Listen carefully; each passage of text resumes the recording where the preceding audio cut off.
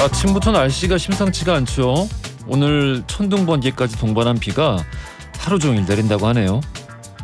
요 며칠 맑고 깨끗한 하늘이 계속되었던 터라 이런 날이 처음도 아닌데 괜히 낯설고 좀 이상합니다. 사실 너무 가무른 것보다는요, 이렇게 종종 비가 와줘야 맞긴 하죠. 주말이랑 어제 빨래를 좀 미리 해놓기를 참 잘했다, 그런 생각이 듭니다. 5월 4일 화요일 허중쇼 출발합니다. 자, 허중쇼 1부 첫 곡 에픽하이의 우산 듣고 왔습니다. 문자를 보아하니 조혜영님, 오늘 밤에 천둥번개 친대요. 아까도 좀 치던데. 9시까지 야근인데 걱정입니다. 그래도 내일 쉬는 날이라 너무 좋아요. 내일? 어린이날이 그쵸, 쉬는 날이죠. 그렇군요. 저는 어제 밤을 샜습니다. 한숨도 못 잤어요. 그 해외 OTT 서비스 중에 N사 말고 P사를 하고 있는데 거기서 이제 댐이라는, 그들이라는 드라마를 별 생각 없이 봤다가 한숨도 못 잤네요. 이야기가 너무 세가지고 힘들어요. 강현실님, 집 옆에 심어둔 감자와 옥수수가 반가운 이번 비에 잘 자랄 것 같아 너무 좋습니다. 처음 농사 짓는 건데 기대도 되고 설렙니다 라고 또 보내주셨습니다. 안 그래도 또 게시판에 강현실님 이외에도 그 농사 지으시는 분들, 또 사과 하시는 분들 댓글들 이렇게 쭉 남겨주고 계시네요. 그렇죠. 이 비가 반갑죠. 한동안 또 안 왔으니까 올 때가 됐습니다.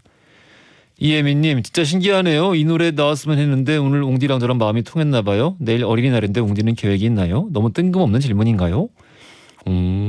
전 변함없이 이 스튜디오에서 여러분 다시 뵙겠습니다. 어린이날이 휴일인지도 몰랐네. 자, 짧은 건 50원, 긴 건 100원이 드는 문자 샵 1035나 무료인 고릴라 또는 허지웅씨 홈페이지에 사연을 남겨주시면은요, 추첨 통해서 다양한 선물 보내드리겠습니다. 화요일은 역사 이야기 나누는 날이죠. 히스토리 월드. 오늘은 내일 어린이날 맞아서 역사 속의 신동들에 대한 이야기 살펴보겠습니다.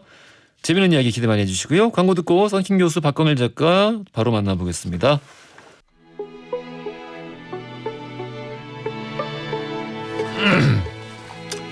자, 과거 속 역사를 통해 현재를 들여다봅니다. 히스토리 월드. 역사여행 전문가 역사 귀요미 박광일 작가 나오셨고요. 안녕하십니까? 안녕하세요, 박광일입니다. 안녕하세요, 달인 역사 개그맨 썬킴 교수님 나오셨습니다. 안녕하십니까? 안녕하세요. 다시 할래요? 안녕하세요.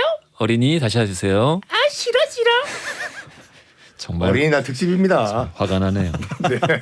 제가 오늘 몽롱하기 때문에 두 분 오늘 더 좀 열심히 분발해서 열심히 해주시길 바라겠습니다. 또 이 방송을 위주로 하셔야지 그 드라마가 뭐라고. 제 이런 날이 거의 처음입니다. 아이고 이러니. 한숨 못 잤어요. 그 댐이라고 50년대 배경으로 미국 그 백인들만 사는 동네에 흑인 가정이 이사 오면서 벌어지는 10부작짜리 시리즈인데. 그 넷플 땡땡이 있는 거요? 아니요, 저기 프라임. 그럼. 정말 이야기가 너무 세가지고 한숨 못 잤네요. 자, 내일이 어린이날인데 부모님들은 내 아이가 뭘 해도 천재 같고 예뻐 보일 때가 많다라는 이야기가 전설이 있습니다. 이런 얘기 처음 들어봐서 두 분도 이런 얘기 많이 듣고 자라셨습니까? 이런 말을 많이 듣고 자랐지만 예. 어린이날이 휴일인 걸 처음 아셨어요? 5월 5일이? 5월 5일에 쉬어본 적이 거의 없어. 물론 프리랜서 방송인들은 다 이제 나와야죠. 회사 다닐 때도. 그래요? 예, 저는 이제 그러니까 마감하는 직장이 그렇구나. 다 마감하는 직장이었으니까. 휴일이죠. 모든 그 아버지들에게 약간 나이트메어 같은 날이죠. 그래요. 에버 땡땡, 서울 대공 땡땡 이런데 차가 한 3시간 운전해야지 한 2m 나가요 이게. 그렇죠, 작가님. 저는 자연농원 시절에 갔었죠. 자연농원. 네. 그래서 고속도로에서 중간에 톨게이트에서 막더라고요. 오늘 거기는 이미 만차니 다른 곳으로 가십시오라고 했던 적이 있어서 그 옆에 그 옛날 민속마을 꾸며놓은 데 있잖아요. 그쪽으로 턴해서 갔던 기억이 있습니다. 그 자연 땡땡, 드림 땡땡 이런 것들 다 이게 새록새록 기억이 나네요. 그때 자연 땡땡 그 시절에는 그 안에 들어가면서 사자 사파리가 있었잖아요. 그렇습니다. 그 사파리에 유리창이 없었어요. 그랬나? 창살 같은 게 있었잖아요. 창살만 있지 네네. 유리창이 없었어. 그러니까 제 기억으로는 사자가 낼름했는데 예. 혀가 들어오는 거예요. 버스 안으로. 거짓말하지 마세요. 진짜라니까? 에일리언이에요? 네? 에일리언이에요? 혀가 거기까지 들어가게? 격동의 70년대였죠. 다 살아남아서 여기까지 버티고 온 거죠. 예, 알겠습니다. 근데 좀 마음이 마음 한켠이 오늘 주제에 대해서 약간 불만이 있습니다. 어린이날 특집인데 네. 이 어린이날마저도 역사 속에 공부 잘하는 아이들을 또 우리가 다뤄야 되는가? 저도 조사하면서 사실은 이제 조금 그런 생각들이 들었고 예. 개인적으로 역사 공부할 때 천재다 신동이다 이런 얘기가 나오면 일단 제가 힘이 좀 빠져요. 왜? 저 같은 보통 사람들이 저 사람들하고 뭔가 본받고 배워야 되는데 천재 신동이라 그러면 출발점이 좀 달라지잖아요. 근데 그 작가님도 힘내실 수가 있는 게 뭐냐면 대부분 뭐 전부는 안 그러겠지만 예. 대부분의 역사 속의 천재들이 일찍 사라져요. 10대 때 사라진다든지 그걸 봤을 때 약간 천재성 총량의 법칙이 있는 것 같아요. 어렸을 때 짠 하고 빛을 발한 다음에 사라져 버려. 그러니까 어쨌든 그 인생을 통해서 발휘되는 천재성은 총량은 정해져 있기 때문에 그러니까요. 어렸을 때 발휘가 안 되면은 언젠간 발휘가 될 것이다. 지금 저같이. 방송하시죠. 자, 역사 속 신동. 그럼 뭐 어떤 얘기부터 한번 가볼까요? 뭐 조선시대 얘기부터 먼저 가보죠. 뭐. 네. 그래서 이제 조선시대 이제 신동에 대한 얘기들은 뭐 문집이라든지 실록 그다음에 이제 여러 가지 자료들을 통해서 많이 남아 있습니다. 그래서 보통 이제 한 3-4살 정도가 되면은 한문도 일정한 수준에 올라야 된다고 하는 한시를 짓는 경우가 수두룩하고요. 그리고 이제 그 가운데서도 또 이제 손꼽히는 천재들이 몇 있는데 근데 우리 조선 얘기 하기 전에 네. 간단하게 네. 어린이날 자체에 대한 이야기도 좀 들어보고 싶어요. 네, 그 어린이날 같은 경우도 우리나라가 세계 최초로 어린이날을 지정하고 기념한 나라입니다. 1923년 5월 1일을 어린이날로 지정을 했었거든요. 유엔에서 아동인권 선언을 1924년 9월달에 발표를 하니까 그거보다 1년 반 정도가 빨랐다고 볼 수가 있는데 이게 우연이 아닌 게 1923년이 어린이 행사가 굉장히 많았어요. 예를 들어서 3월 20일쯤에 어린이라고 하는 잡지가 발간이 됩니다. 이게 어린이 참 말 좋아. 그래서 일제 강점기 내내 발간이 됐고 광복 이후에도 발간이 됐는데 이 어린이 잡지를 주도했던 그 모임이 색동회라는 모임이 색동회 있었습니다. 그 색동회는 3월 30일 날 발족을 하거든요. 약간 무속인의 느낌이. 이 일본에 있는 유학생들 특히 이제 소파 방정환 선생을 중심으로 해서 어린이의 미래에 대해서 우리나라 어린이에 대해서 좀 모임을 갖자라고 얘기를 했던 거죠. 굉장히 또 따뜻한 에피소드도 있는데요. 거기서 이제 그 작곡을 하셨던 이제 윤구경 선생한테 이제 소파 방정환 선생이 놀러 갔다 그럽니다. 그래서 노래를 한번 불러보자 어린이를 위한 노래 이렇게 불렀는데 이 노래가 이거 일본 사람이 작사하고 일본 사람이 작곡한 걸 우리가 번안한 거 아니냐. 그러니까 우리 어린이들한테 우리 노래를 좀 만들어줬으면 좋겠다라고 해서 그 유명한 고드름. 고드름. 아니죠. 고드름. 그다음에 저분 좀 내보낼까요? 그다음에 이제 까치까치 설날은 하는 설날. 그다음에 이제 반달. 이런 노래가 이제 작곡이 됐던 거죠. 그런 면에서 이제 우리 어린이라는 것들을 생각을 하게 됐고 무엇보다도 이제 어린이날에 관련해서 생각해야 될 게 바로 뭐냐면 인권과 관련된 부분이었다라는 겁니다.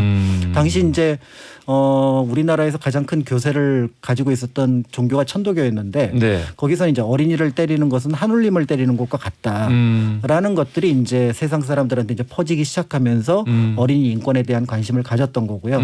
그런 어떤 집합의 결과체로서 1923년 5월 1일 어린이날을 정했고 나중에는 이제 어린이날을 따로 날짜를 정하지는 않았고 5월의 첫째 공휴일을 정했습니다. 그런데 광복 이후 첫 공휴일이 5월 5일이었어요. 그래서 그날을 정해서 지금도 5월 5일을 어린이날로 기념을 하고 있습니다. 근데 거기에 약간 뭐 다른 그 약간 부연 설명이 있는 게 뭐냐면은 5월 5일이 이제 첫 어린이날 된 것이 이제 약간 메이데이 그 노동자의 날. 을 기리기 위해 가지고 어차피 이제 노동자도 해방이 돼야 되고 이제 어린이도 해방이 돼야 된다 그런 상징적 의미였는데 그 당시가 약간 최종적으로 정해진 것이 이제 해방 그 이후였거든요. 거기서 약간 그 우익과 좌익이 타협을 했다라는 설도 있어요. 5월 5일이 또 칼 마르크스 생일이거든요. 예. 그래서 5월 1일보다는 5월 1일로 정한다라는 얘기도 있고 일본도 그 어린이날이 5월 5일이에요. 근데 많은 분들이 이제 그걸 소파방증 선생이 우리나라의 어린이날을 따라한 것이다라고 하시는데 그건 아니고 일본은 어린이날이 두 개가 있어요. 3월 3일이 그 히나마쓰리라고 해가지고 그 여자 어린이날이 있고 5월 5일이 코이노보리라고 해서 남자 어린이날이에요. 그것도 나눠놨어요? 예? 그걸 나눠놨어요? 나눠놨어. 그게 우리나라 어린이날 상관이 없이 일본이 그 헤이안 시대 때부터 계절이 바뀌는 날이 3월 3일, 5월 5일, 7월 7일, 9월 9일 이렇게 나누거든요. 예. 그러니까 첫 번째 계절이 바뀌는 건 여자 어린이날, 두 번째 계절이 바뀌는 5월 5일은 남자 어린이날 이렇게 따로따로 지금 하고 있죠. 제가 알기로 방정환 선생님이 마지막에 남기신 말이 어린이들을 두고 가니 잘 부탁합니다. 네, 였거든요. 맞습니다. 네. 맞는 얘기인가요? 그렇습니다. 나 그 말 듣고 너무 감동받아가지고. 그렇죠. 그래서 1931년에 이제 돌아가고 그분의 이제 무덤이 이제 망우리 공동묘지에 있거든요. 그래서 이제 5월 5일 되면은 태어나신 곳이 이제 그 당주동이라고 세종문화회관 바로 옆이고 예. 돌아가신 곳이 이제 망우리여서 그러니까 묘소가 거기에 있어서 많은 분들이 이제 찾고 있기는 한데 어린이날과 관련해서 사실은 그날 몇 개의 어떤 그러니까 선언들을 발표를 해요. 5월 5일에. 네, 그래서 5월 1일 날, 1923년 5월 1일 날. 그래서 이제 발표를 했는데 그 내용이 좀 한 번 정도는 읽어보고 가면 좋겠다라는 생각이 드는 게 소년 운동의 기초 조건이라고 해서 예. 세 개를 했는데 어린이를 재래의 윤리적 압박으로부터 해방하라. 그 다음에 어린이를 재래의 경제적 압박으로부터 해방하라. 그 다음에 재래요? 재래의 경제적 압박으로부터 옛날부터 왔던. 재래. 네. 에반게리온에 나오는 흑막의 중심이 재래인데 알겠습니다. 예. 그 다음에 어린이 그들이 고요히 배우고 즐거이 놀기에 족할 각양의 가정 또는 사회적 시설을 행하게 하라라는 것들을 이미 1923년에 이제 발표를 했던 거였죠. 그런데 이런 식으로 우리가 어린이의 보편적인 그런 가치와 존재를 이야기해야 될 건데 우리 박 작가님도 그렇고 저도 그렇고 다 신동들만 준비했잖아요 지금요. 네. 우짜스카이. 그러니까 뭐 어쨌든 신동도 어린이니까요. 네. 근데 나 지금 깜짝 놀랐는데 게시판 보다가 내가 아까 부른 송아지가 틀린 거였어? 그 송아지가 아니야? 노래가? 고드름. 예. 고드름. 네 개 맞다니까요. 네. 저 고드름 정확히 뭐죠? 고드름 노래가? 고드름. 그래. 네. 제가 맞다니까 그래. 넌 내가 맞다고 생각했어. 아니라니까. 내가 부른 건 송아지였대. 아니 이게 문제가 있습니다. 내가 순간 깜짝 놀랐어. 가사를 바꾸면 다 똑같아 노래가. 알겠습니다. 자 그러면은 조선시대로 가서 조선시대 신동에 대한 이야기부터 본격적으로 시작을 해보겠습니다. 네, 조선시대 신동인데 먼저 두 명 얘기를 하면 좋을 것 같아요. 한 분은 그 유명한 이제 김시습입니다. 김시습. 네, 그래서 이제 그 유명한 학이시습 배우고 때때로 익히면이라는 말에서 나온 것을 이름으로 썼는데요. 이분 3살 때 글자를 배우기 시작해서요. 곧 한시를 지었고요. 그래서 그 한시를 지었던 게 궁궐까지 소문이 나서 세종이 5살 때 초청을 합니다. 그래서 이제 거기에서 역시 시를 짓겠는데 운자를 모두 맞춰서 탁월하게 시를 지어서 사람들을 놀래켰고 그래서 부상으로 비단 50피를 내렸는데 이거를 5살 꼬마 아이에게 가져가라고 했더니 그걸 허리에 묶어서 50피를 줄줄줄 끌고 궁궐 밖을 빠져나갔다는 말 그대로 천재였습니다. 그런데 이제 문제는 이런 천재가 사실은 개인에 있어서는 순탄치 않은 상황들을 겪었다라는 거죠. 그래서 어머니를 좀 일찍 잃고요. 그다음에 이제 개인적으로 혼인을 했는데 부부 생활도 순탄치 않았다고 합니다. 그런데 이제 무엇보다도 김시습을 세상과 멀게 만들었던 거는 수양대군의 계유정난과 왕위 찬탈 그 과정을 겪으면서 결국은 내가 세상과 같이 나아갈 수 없다. 내가 배운 것과 세상이 다르구나라고 생각을 해서 절에 들어가서 중이 되고요. 그리고 이제 세상 사람들이 가장 하려고 하지 않았던 그 사육신의 시신을 다 거두어서 무덤을 만듭니다. 그래서 지금 노량진에 있는 사육신묘는 김시습이 만들었던 거고요.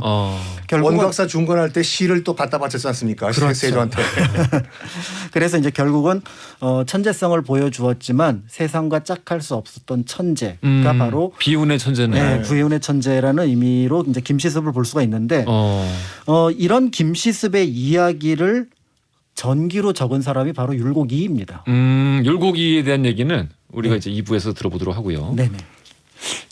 짧은 거 없을까요? 중국 짧은 거. 신동이 너무 많을 것 같은데. 신동 그 예를 들어서 뭐 이게 정말 태어나자마자 줄줄줄줄줄 천자문을 외웠다. 이건 다 야사고. 짧은 거 하나만 말씀드리면은. 그럼 오늘은 야사 아니라 이제 정사로. 이건 정사예요. 이건 요거는 이거 먼저 할게요. 예. 조선 얘기했으니까. 예. 신동이 잘 못 풀린 케이스가 일본에 있어요. 신동이 잘 못 풀린 케이스가 아시다시피 그 요시다 쇼인이라는 인물 있지 않습니까? 예. 요시다 쇼인이 그 1830년 태생이거든요. 이건 정확하게 기록이 9살 때 1839년에 그 당시 이제 그 지금의 야마구치현이죠. 그 당시 이제 조슈번의 공립학교였던 명륜관에 병학 그러니까 군사학이죠. 군사학의 조교수가 됐다. 9살 때. 9살 때요? 그리고 10살 때 정교수가 됐다. 명륜관에. 손자병법을 가르치는. 뭔가 기록이 잘못된 게 아닐까요? 이건 정확히 기록에 나와 있어요. 그리고 11살 때는 조슈번의 번주에게 그 손자병법 같은 병법을 강의를 했다라고 나와 있고 요시다 쇼인이 아시다시피 29살에 죽어요. 비교적 어린 나이에. 그리고 우리가 알고 있는 정한론이라고 해서 조선을 정벌하고 만주를 정벌하자. 특히 또 다케시마 그들이 말하는 독도와 울릉도를 일본이 우리가 가져가자. 그뿐만 아니라 대만, 캄차카, 홋카이도 다 우리가 일본이 먹어야지 살아남을 수 있다라고 하는 소위 정한론을 요시다 쇼인이 24살에 그 정립을 해버리거든요. 그런 다음에 이제 29살에 죽는데 저번에도 한번 말씀드린 것 같이 이 도쿄에 있는 야스쿠니 신사 있지 않습니까? 우리가 야스쿠니 신사를 왜 우리가 참배를 반대를 해야 되냐. 도조 히데키 같은 A급 전범의 위패가 있기 때문에 반대한다. 그건 맞긴 맞아요. 근데 정말 우리가 반대해야 될 이유가 뭐냐면 이 정한론을 만든 요시다 쇼인 어렸을 때 그렇게 신동이고 천재 소리를 들었고 9살 때 대학 교수가 됐던 요시다 쇼인이 죽고 난 다음에 약간 그 에도 막부의 도쿠가와 가문에 댐비다가 처형당하지 않습니까? 그 죽은 요시다 쇼인의 시신을 걷어서 통곡을 하면서 우리 스승님의 넋을 기리겠다라고 하면서 요시다 쇼인을 기리는 신사를 누가 만들어요.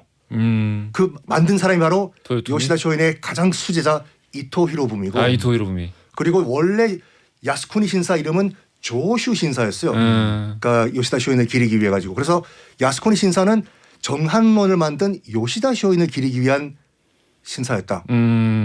신동이 잘못 풀린 케이스다. 우리가 이제 메이지 유신 공부하다 보면은 참 수없이 듣는 이름들인데 근데 또 당시에 그런 얘기도 있긴 있어요. 정한론 자체가 사실 그 실현 가능성 없이 그 번끼리의 권력 쟁투 과정에서 그 상대 번을 일단 압도하기 위해서 나왔던 일단 어떤 정치적 수다 이런 이야기들도 있긴 있습니다. 물론 이제 이후에 실현이 되긴 하지만. 그러니까 그게 이제 맞는 얘기가 뭐냐면 그거를 이제 실현 불가능한 얘기를 야 이거 어떻게 그게 실현 가능해서 우리 일본이 아직까지 국력이 딸리는데 어떻게 정한론이 가능하겠냐 이걸 밀어붙인 이상론자가 사이고 다카모리라는 인물입니다. 아이고 메이지 유신의 또 그렇죠. 걸출한 그래서 인물이죠. 선암전쟁이라고 하는 전쟁까지 갔는데 사실 이제 요시다 쇼인 보면서 지식과 덕이 같이 가지 않는 지식이 얼마나 문제가 많은가라는 것들을 짐작해 볼 수가 있는 것 같습니다. 알겠습니다. 얘기하다 보니까 우리 언제 메이지 유신 얘기도 하면 재밌을 것 같다는 생각이 들기도 하고. 좋네. 자, 오늘 역사성 신동에 대한 이야기 나눠보겠는데 여기서 돌발 퀴즈 드리겠습니다. 아까 우리 작가님 말씀해 주셨듯이 천재 신동의 상징으로 손꼽히는 조선 역사의 인물이 율곡이인데요. 그렇다면 그 율곡이를 낳은 어머니이자 조선 중기 예술가로 널리 알려진 이분은 과연 누구일까요? 지금 현재 5만 원권 지폐의 주인공이기도 합니다. 보기 드리겠습니다. 1번 허난설원, 2번 신사임당, 3번 평강공주. 다음 역은 신사임당 내리실 분은 오른쪽입니다. 5만 원입니다. 알겠습니다. 정답 아시는 분들 짧은 건 50원, 긴 건 100원이 드는 문자 샵 1035나 무료인 글로 보내주시면 추첨 통해 선물 보내드리겠습니다. 강릉으로 가는 차표 한 장을 살게 차고의 노래 들으면서 2부로 이어갈게요. 창고. 허지웅 쇼.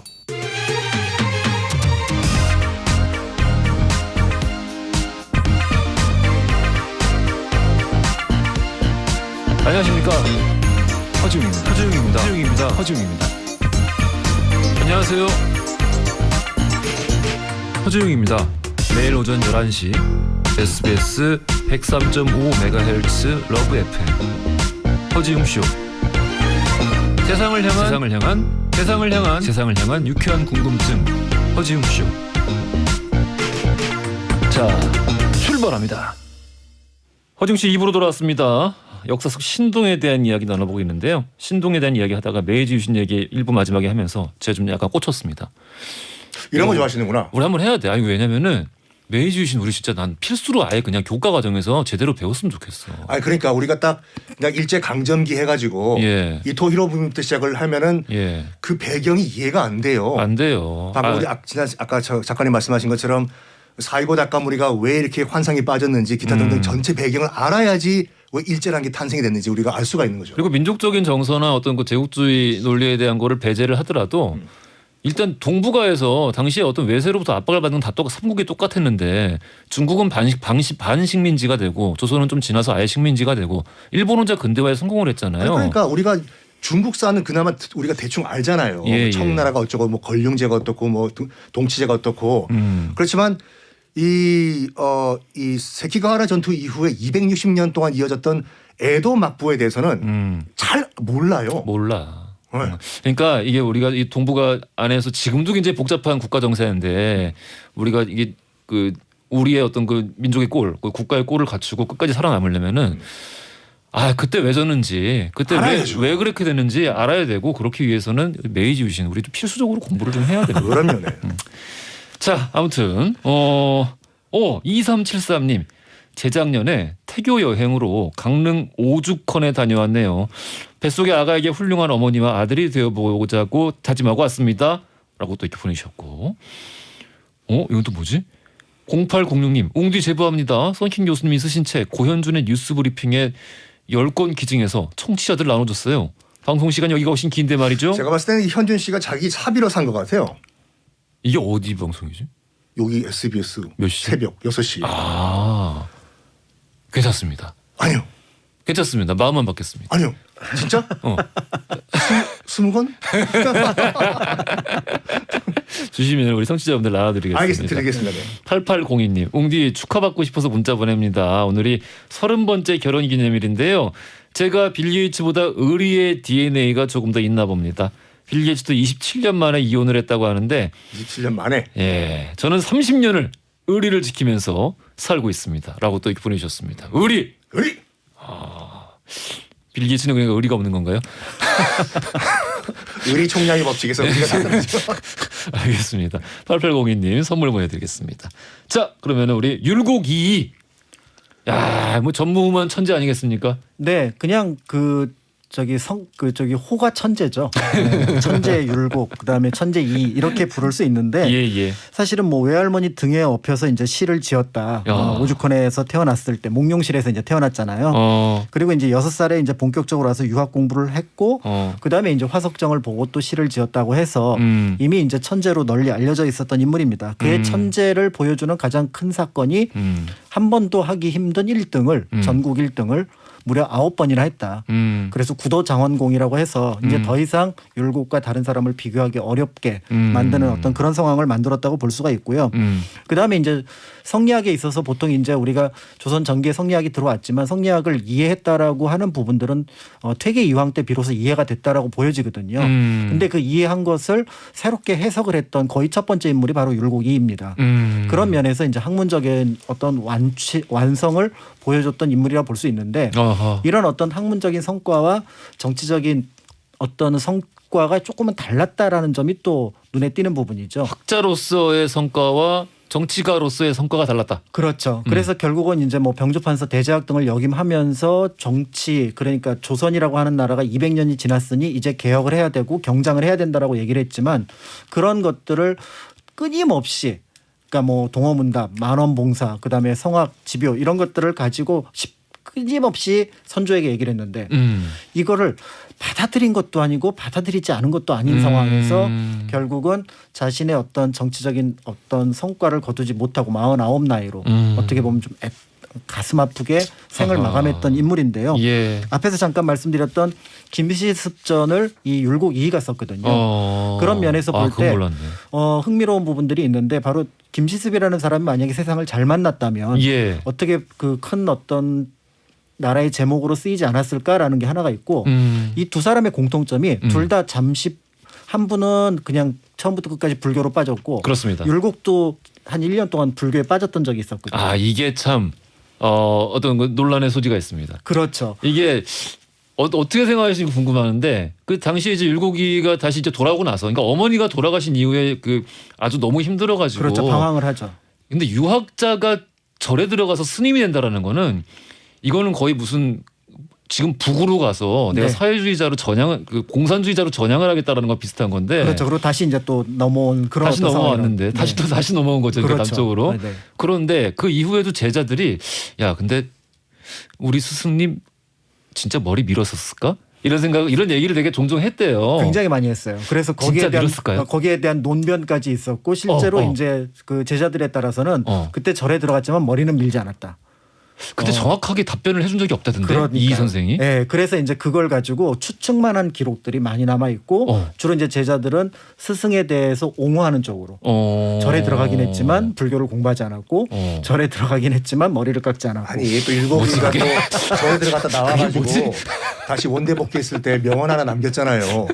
이 불자의 말을 내가 한번 연구해봤더니 별거 없더라. 그러니까 내가 연구를 하러 들어갔다가 별거 없더라. 이런 명언을 남기고 또 다시 속세로 돌아섰어. 네.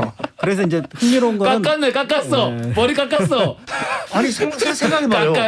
깎았어. 아니, 옆에 있는 동료 스님들이 다 머리 삭발 상태인데 나만 머리를 기를 수가 없잖아요. 그러니까 또 이게 거짓말을 할 수 없으니까 정확하게 얘기를 안 한 거잖아. 야 무슨 소리? 나 안 깎았어. 이렇게 말씀하시면 되는데 그렇게 얘기 안 하고. 스님 어떻게 된 겁니까? 내가 불자의 말을 공부해 보니까 별거 없더라. 깎았네. 깎으셨습니까? 별거 없더라. 아무튼 유학자로서는 굉장히 큰 스캔들인데. 그렇죠. 그런데 그런 스캔들이라는 게 사실은 천재기 때문에 어떻게 보면 일으키지 않았을까라는 생각을 하는 거죠. 지금 내가 여기서 해답을 못 찾았으니 다른 세계에 대한 해답을 찾아야 했었던 거고 만약에 조선이라는 사회가 조금 더 개방적인 사회였다면 그렇습니다. 김시습이 됐던 율곡이 됐던 조금 더 넓은 범위의 연구를 통해서 그러니까 우리가 알고 있는 조선의 역사 다른 모습들을 만들어 갔을 텐데 이게 이제 성리학으로 집중되는 경향을 보이다 보니 어떻게 보면 천재의 모습이 조금은 축소되어서 우리에게 보여지는 것이 아닌가라는 생각이 들기도 합니다. 안타깝습니다. 여기 이어서 또 우리 중국 얘기 해볼까요 그러면? 그러니까 이제 야사는 다 빼버리고 그러니까 정사만 한번 갖고 올게요. 오늘 웬일이? 왜냐면 야사를 보면은 사망오제 뭐 황제가 태어났을 때부터 절절절절 무슨 뭐 주문을 외우고 태어났다고 하는 건 너무 황당한 얘기고. 예. 사마천이 사마천이 쓴 사기를 보면은 중국 최연소 재상 정승이죠. 예. 이 감라라는 인물에 대한 묘사가 상당합니다. 감라. 그러니까 지금 뭐 중국 드라마 같은 데 보면 소년 신동 재상 감라 이런 뭐 드라마 시리즈도 많거든요. 야 도대체 몇 살일지 굉장히 궁금합니다. 12살. 케빈이랑 동갑이에요. 12살. 케빈은 12살에 재상이 되었다. 재상이 되었다. 재상이 됐다고요? 재상 정승. 한 나라의 재상이 되었다. 이덕형이 37의 우의정을 달거든요. 예. 그러니까 이 감라라는 인물은 12살에 그 재상 한 나라의 재상이 진나라죠. 재상이 돼가지고 그 당시가 이제 그 전국시대 말기였는데 이 전국칠웅이라고 해가지고 그 정말 합종 연회가 극에 달했던 상황이었습니다. 거기에 모든 핵심적인 전략을 다 내놓은 친구예요. 12살이. 그 사기에 나와 있는 얘기를 보면 그 당시 이제 그 통일이 안 된 진나라죠. 그러니까 진왕 영정이 다스리고 있던 진나라에 아버지로 추정되는 여부리가 거의 뭐 집권이에요. 아니 여부리에 대한 관심이 많아서 우리 여부리에 대한 책 한 권 써주세요. 여부리 경영론 뭐 이런 거 있잖아요. 여부리 인생은 여부리처럼. 여부리 경론론은 괜찮아요. 원래 상인 출신이잖아. 어떻게 나는 글자를 잘 모르고도 여시춘출한 책을 쓸 수 있을까? 스텝 1 뭐 이렇게. 하여간 여부리가 실권을 쥐고 있었는데 그 당시 여부리가 어떻게 생각했냐면 이 진나라가 있고 바로 옆에 조나라가 있었어요. 그렇습니다. 이 조나라가 굉장히 거슬리는 거예요. 이거를 꿀꺽 삼키기 위해 가지고 또 조나라 옆에 연나라라고 있거든요. 예. 그러니까 지금 요동반도에. 예. 그러니까 구도를 지금 잘 보시면은 중간에 조나라가 낑겨 있고, 죄송합니다. 끼어 있고, 예. 여기에 서쪽에는 진, 동쪽에는 연, 중간에는 조. 중간에는 조를 먹기 위해 가지고 이 여부리가 어떤 생각하냐면 저 멀리 동쪽에 있는 이 연나라와 이 합작을 해가지고 중간에 샌드위치를 만들어 버리자. 그래서 이 장당이라는 진나라의 장군을 사신으로 보내려고 해요. 여봐라, 여보게 장당 장군, 당신이 연나라 가가지고 좀 잘 좀 얘기해봐. 근데 안 간다고 해요. 왜냐면 알고 보니까 이 장당이라는 인물이 장군이 조나라에서 사고치고 넘어온 인물이네. 진나라로. 안 간다고 하니까 뭐 어쩔 수가 없잖아요. 강제로 보낼 수도 없고. 여불이 이제 열받은 거죠. 대여불인데 내 말을 씹어? 부글부글. 그때 이제 감나가 등장을 하는 거죠. 그때 이제 그 여불이의 그 타이틀인 상국인데 상국 할아버지 어떤 문제 있으세요? 이게 그 어린이날 특집인데 어린이를 모욕하는 이 목소리 흉내 아닙니까 이 정도면? 모욕 공동선도 다 이겼어. 그래서 여차여차해서 여부리에게 그 여부리가 감나한테 얘기를 해요. 여차여차해서 그 장당이라는 그 장군이 안 간다고 한다. 그럼 제가 갔다 올게요. 가요. 가면서 이제 장당 장군한테 무슨 얘기를 하냐면 장당 장군님 혹시 이 백기라는 장군을 기억하냐? 방금 성인이 된 건가요? 네? 아닙니다. 따옴표. 백기 유명하죠. 백기 유명한 장군이죠. 그 진나라의 명장이죠. 명장이죠. 백기 장군이랑 아저씨 장당이랑 싸우면 누가 이겨요? 백기가 당연히 백기가 이기지. 이렇게 얘기해요. 예. 오케이. 그리고 그다음에 범수라는 그 진나라의 재상이 있었거든요. 범수가 더 세요? 여부리가 더 세요? 여부리가 훨씬 더 세지. 이런 말을 해요. 잘 됐다. 아저씨가 한 말을 추합을 해보면 잘 보세요. 이 여부리보다도 못한 범수한테 백기가 덤비다가 맞아 죽었거든요. 그런데 이 범수보다 더 센 여부리 말을 아저씨가 지금 씹었어요. 살 수 있을까? 덜컥한 거예요. 알겠다, 내가 가겠다고.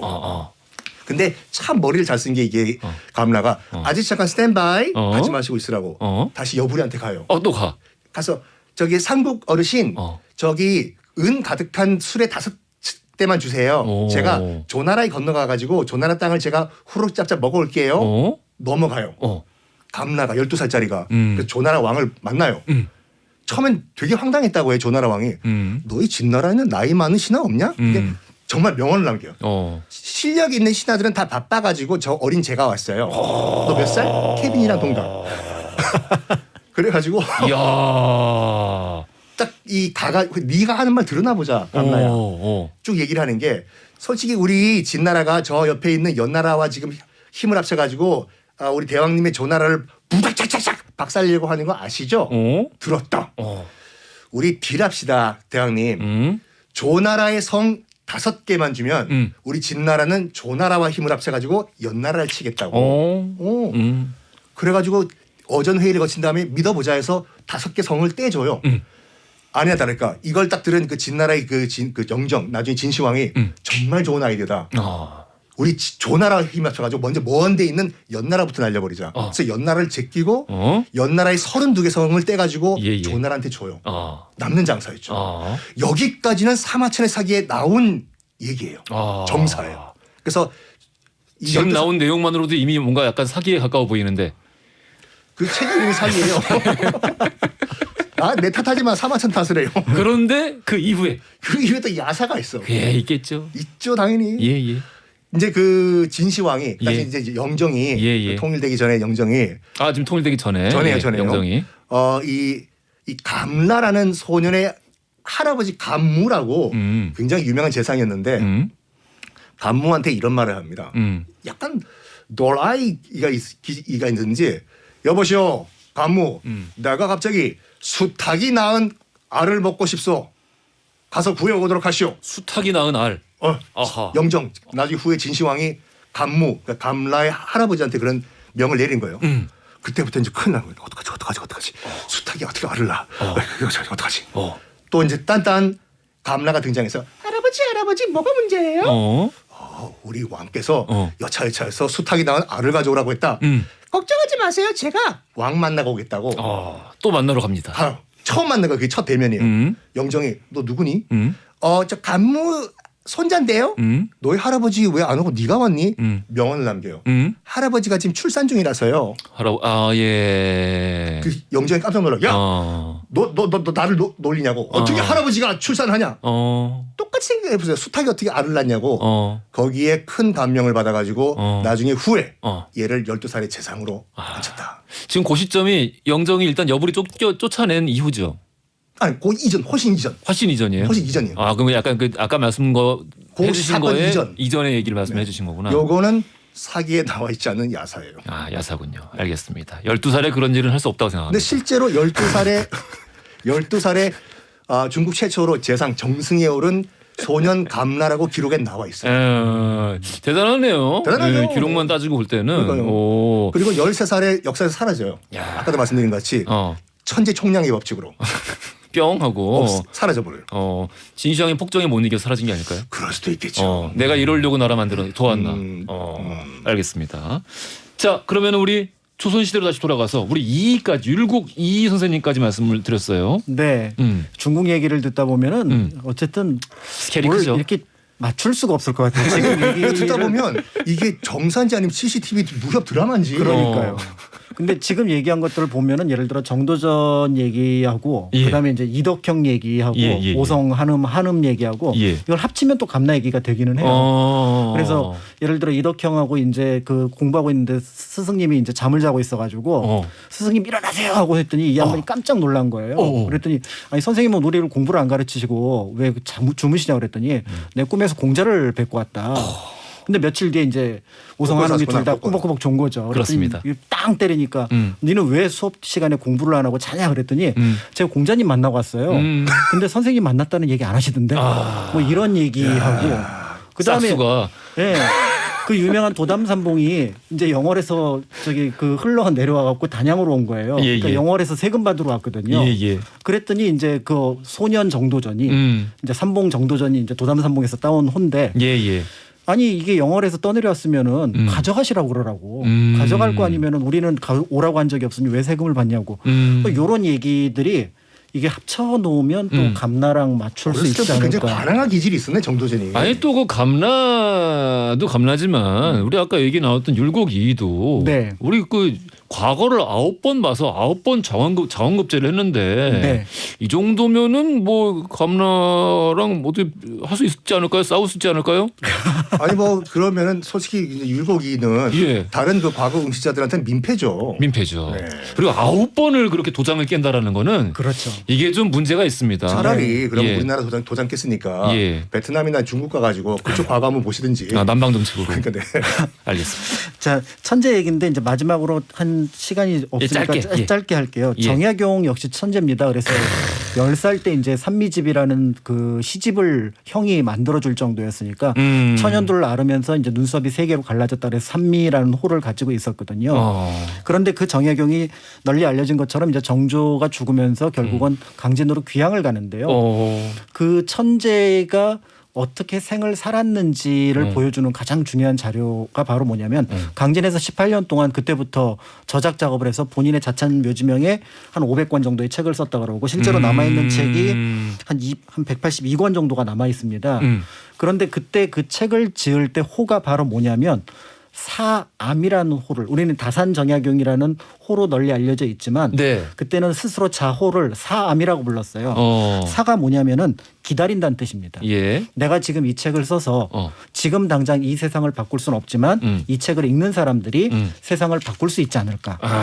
그래서 어린이날로 다시 돌아가면은 어린이는 새 세대고 그다음에 어른은 헌 세대니까 그래서 그 어린이에게 맡겨두고 어른들은 좀 지켜봐주는 정약용의 지혜를 어린이날 다시 한번 생각해보면 어떨까 생각이 듭니다. 깔끔한 마무리입니다. 깔끔한 마무리예요. 자, 오늘 히스토리 월드 역사 속 신동들에 대한 이야기 살펴봤고요. 돌발퀴즈 정답은 알고 계시는 대로 2번 신사임당이었습니다. 당첨자 명단은 선고 프라이널로 놓겠습니다. 지금까지 박광일 작가, 썬힘 교수였습니다. 감사합니다. 감사합니다. 네, 감사합니다. 자, 내일은요. 지난주에 종영을 했죠. 드라마 빈센조에서 파스타 전문점 오너 셰프로 큰 웃음을 안겼던 시청률의 흥행 요정, 관리의 끝판왕 배우 김형목 씨를 만나보겠습니다. 김형목 씨에게 궁금하신 점 저의 홈페이지 이 맛에 산다 코너에 남겨주시면 추첨 통해서 선물 보내드리겠습니다. 끝곡 하이라이트의 불어온다 준비했고요. 이 곡 들으시면서 저는 내일 아침 11시에 다시 찾아뵙겠습니다. 지금까지 허지웅이었습니다.